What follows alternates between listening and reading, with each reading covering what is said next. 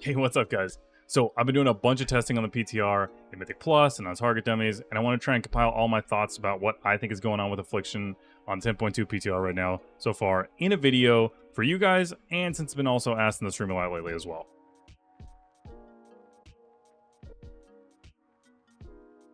Alright, so before I start, I just want to say scaling in Mythic Plus on the PTR is a bit weird. You're scaled down to 440, and that definitely has an effect on like all the testing I've done in keys. But I also think scaling works a bit weird on there. Just the way it's scaling down stats doesn't seem to equally apply to every class. Like I've noticed hunters and rogues definitely don't seem to scale as badly or are extremely strong right now on the PTR. Both is probably true. First off though, I have done testing also on dummies at like 480 eye level, so on the PTR. So first off, I actually do like the tier bonus. And since it's similar to what I had suggested in my wishlist video with the Rapture extending dots, I still would like to see this just baked into a talent, but for right now, we'll take it. No complaints on that end. And I do like the rest of the tier bonus as well, especially since the addition of 60% seed damage. However, I know also right now that damage is potentially not accurate, since it seems like that 60% bonus only applies to the seed that hits like the main target and not all of the targets. So we'll see if that gets changed a little bit. Maybe that helps with the AoE and makes us a little bit more competitive in AoE, because I do feel like right now we are definitely not as competitive as we are currently, and even with like things like Grim Reach, it doesn't seem as strong compared to a lot of other classes. They also seem to have recently increased the duration, like I said, to 20 seconds. Definitely helps, but it does make me laugh a little bit because it almost seems like more of a band-aid solution to the problem with Affliction right now, which is we're generating so little of shards that you almost, when we were playing it before, you would either have to considerably hold on to shards every time that soul rose come back up every 30 seconds, or you would almost always lose at least one stack unless you got kind of lucky and generate a couple extra shards. So the 20-second increase just kind of makes me laugh a little bit, because it seems like, hey, we realize you're not generating enough shards in like the previous 15 seconds window, so we're just going to give you a couple more seconds to try and generate an extra shard, or, you know, whatever. I personally just started running Crescendo on the PTR. It seems to, you can just get a couple of Crescendo strike like procs and then just ship that soul rot, and then you know. I was going to just jump over here real quick. So while I'm talking about it, on the PTR right now, this is mainly the build I've been running minus Darkglare. So I'll talk about this in a little bit, but I personally have just been running Crescendo with Wrath instead of Darkglare, because it really kind of just synergizes well with the 30-second Soul Rot windows and Vile Taint every, you know, like I said, around every 30-ish seconds. You can usually build up some Crescendo procs going into it, and Wrath uptime in a lot of the dungeons I've tested is actually really, really good. So, Waycrest Manor, every boss, for the most part, has some ads that you get summoned, right? Not necessarily Coven, nothing really there. But going into Coven, you'll probably have some stacks going into that from Wrath. And then every time Witch dies, you get at least one stack, right? Same with like the Wicker Man boss or whatever. Whenever you kill one of the spikes, you get a stack of Wrath. So sometimes you can actually generate a couple stacks, you know, keep them rolling a little bit. Then obviously Rawl, he's got a ton of stacks that you can generate from all the different ads there, so his uptime for Wrath is incredible. And then just throughout the entire dungeon, you're kind of just chain pulling pretty decently in most groups I've been in. Like, I think the average uptime I've seen with Wrath is like around minimum like 60% and like upwards of like 70+% depending on the group. Same with like a Tall. And last boss of Waycrest also has got ads, right? So you're generating Wrath stacks off there too. Same with like a Tall, right? Every boss in there's got ads. If you pull Raptors on first boss, you got a couple of ads going on. You kill Totems on Totem boss. It's not ads, but you know what I'm saying. You at least get a couple stacks going into that. Yasma, she's got the like little ad that she spawns every now and then.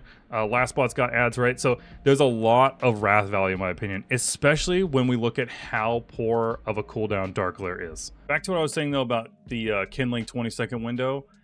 Basically, I've been running Crescendo as well, because Affliction still struggles a lot when it comes to shard generation, especially in single target, but even in AoE.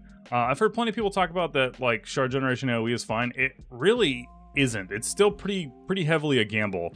I have plenty of situations, like first pull of Freehold, where you have a decent amount of targets all agonied up, and you dump out, you know, a few seeds, and you just generate no shards.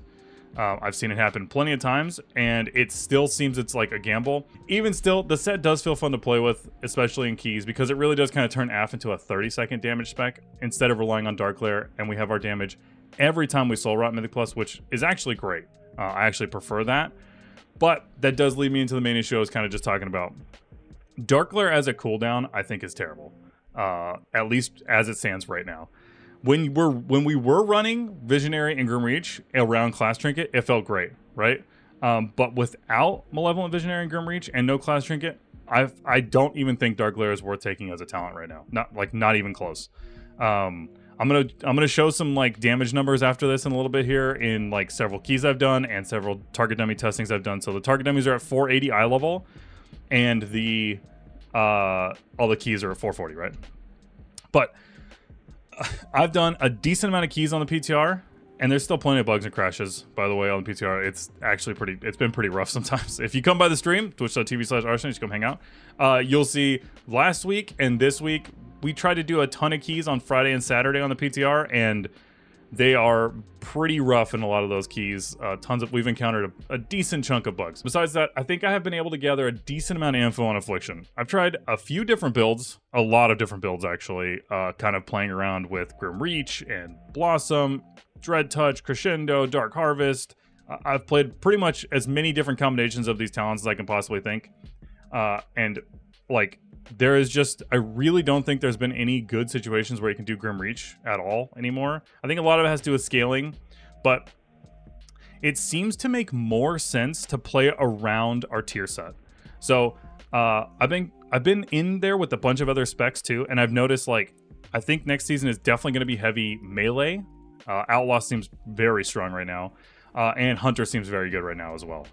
But they're part of the thing they bring is like really instant heavy burst damage. And as Affliction right now, at least on the PTRs, everything just dies so fast that in a lot of situations it's hard to get decent like value from a lot of your stuff. So your Grimreach almost feels like never useful.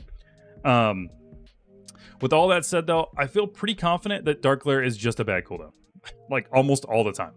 The overall damage I've seen is literally below Siphon Life, below Shadow Flame Envelopment, below the new Helm enchant, below Fel Barrage, our like eyeball capstone on our class tree. Like as a 2-minute cooldown, this thing is doing like I think maybe 2 or 3 million damage overall on a key with like 10 uses of like it is so low. So Darkglare did 3.57 million damage overall on this key, which you can see is 500,000 below Denizen and Flame, the Helm enchant, like I said. A significant margin below Siphon Life, about 1 million below Rolling Shadow Flame, the embellishment. Several million below Fel Barrage, Grimsack. Like, this 2-minute cooldown seems significantly underpowered when compared to things that are essentially passives that you get from a class tree or embellishments or an enchant on your hat. Like, that as a 2-minute seems so, like, unimpactful. So quickly, I just wanted to go over looking at a couple different tests that I did on the PTR.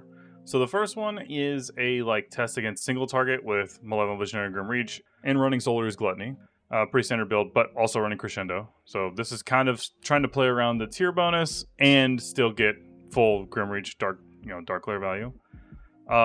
As you can see, Darkglare did 1.3 million over a 2-minute period. And when you compare that against another single target test for 2 minutes without Malevolent Visionary, without Grimreach, and just running Xavier's Gambit with Doom Blossom, well, like a build that I think is personally significantly better in Mythic Plus, with Crescendo still, RUA did 1.56 million damage, which if you look at the previous one again, RUA did 1.17. So it did a difference of like 390,000-ish more damage because we're running Xavier's Gambit, right, which increases UA damage, which, ironically, is almost, it's 100,000 less damage than what Darkglare did. So, our UA just doing more damage, in my opinion, which, again, synergizes with running Gluttony, which synergizes with our tier set, makes significantly more sense to play around, rather than playing around this 2-minute that even when we use it with all the other talents, does 1.3 million damage. In 2 minutes, it really didn't do anything, you know, in single target. And then if we look at our like 5-target test, I would say the same trend continues. We're running Darkglare with Grimreach and Malevolent Visionary. It did 3.3 million damage on 5 targets over 2 minutes. So essentially just 1 Darkglare value. versus 5 targets again with Darkglare, but no Visionary, no Grim Reach. But with Doom Blossom, our Doom Blossom does 2 million more damage than Darkglare did in the 2-minute window, right? I mean, it makes more sense. We're doing more Seed of Corruptions. However, that comparison, we're doing the same thing, but we're getting more damage on our UA, which again synergizes with our Soul Rot, reducing the cooldown of Soul Rot with Gluttony. And then just already synergizes again. We're spamming out Seeds normally. The entire thing makes more sense. Darkglare doesn't make any sense in this window. If you look at the Darkglare on that thing, we still have Darkglare. It does 570k. I swear, if we would have just ran, if this would have been in a key situation and we just run Wrath, I think we probably would have gotten more value out of our dots than what that Darkglare did in that window. I really don't think that that should even be possible at all. A 2-minute main class cooldown versus a little eyeball that just spawns randomly doing significantly more damage than your 2-minute. Like, I realize that it does extend all of our dots by 8 seconds, but I don't think that that is even remotely close to helping the value of this cooldown. It seems so lackluster in dungeons, in single target and AoE, that like, I don't see the point of ever running it over something like Wrath. And I am somebody who is usually against running Wrath. But of all of the keys I've done and all the testing I've done, it just doesn't seem worth it. Like, I really don't think that there's a point in running that cooldown. However, with all of that said, it feels bad to not have Darkglare as a cooldown in keys. I think it feels cool to have 30-second Soul Rot, right, with Vile Taint and all that kind of stuff and running that. And then it's nice if you could pop Darkglare and you had these, like, bigger windows where, like, you know, if there's a big pull or, like, you're going onto a boss, like, that doesn't feel bad. But right now, I don't think that it's actually worth running Darkglare at all. Even playing Visionary, I still don't necessarily think it's worth it because those 2 points that you're giving up for, or if you're going like Visionary Grim Reach, I don't think that those are better than running Crescendo with Wrath. So it feels almost like playing against our tier set. Our tier set is like making all of our damage revolve around Soul Rot. So we want to play Gluttony to reduce the cooldown of Soul Rot so we can Soul Rot more, right? And it makes more sense to me to play Crescendo and Wrath and play around having more consistent damage than having this 2-minute that even, like, I don't know what they would actually have to do to make Darkglare good right now, but I think it needs to do significantly more damage than it does because it really does feel like we're playing against our tier set. And it is much better, in my opinion, in almost every situation I played to just play around your tier set. When you compare it to the other Warlock spec summons, Tyrant and Infernal, it seems by far the worst, in my opinion. Tyrant has gotten a rework every other week at this point, right? I mean, but it's still significantly better than Darkglare. Granted, they're usually spending the 3 points right after Tyrant, but it's still significantly better, in my opinion, than what Darkglare does. Infernal, while still not being the most impactful cooldown, when you spend those 3 points that is built around their cooldown, right, you're getting a pretty decent damage amp out of that and still feels good to play around, right? Darkglare does not feel good to play around right now. And again, spending those 3 points on Visionary and Grim Reach definitely don't feel impactful at all right now, in my opinion.